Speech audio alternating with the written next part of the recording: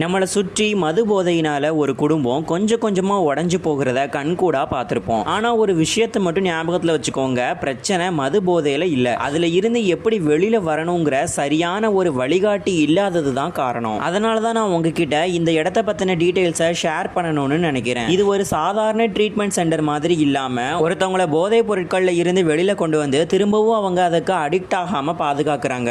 அவரையும் அவருடைய குடும்பத்தையும் அவங்க இழந்த சந்தோஷத்தை திரும்பவும் மீட்டு கொடுக்குறாங்க. இவங்களுடைய ஒரே நோக்கமே போதையை நிறுத்துறது மட்டும் கிடையாது, உங்களுக்கான ஒரு புது வாழ்க்கையை தொடங்கி கொடுப்பதும் தான். அவங்க தான் சுகம் மதுபோதை மறுவாழ்வு மீட்பு மையம். இந்த இடத்துல கிடைக்கிற ப்ராப்பரான ட்ரீட்மெண்ட்ஸ், அப்புறம் டாக்டர்ஸோடைய சிறந்த ஆலோசனைகள், இந்த இடத்தோட கிளீனான சிச்சுவேஷன், இது எல்லாமே சேர்ந்து தான் ஒரு மனுஷனை குடி மாதிரியான போதைப் பொருட்கள்ல இருந்து வெளியில கொண்டு வர்றதுக்கு ஒரு முக்கிய ஆதாரமா இருக்கு.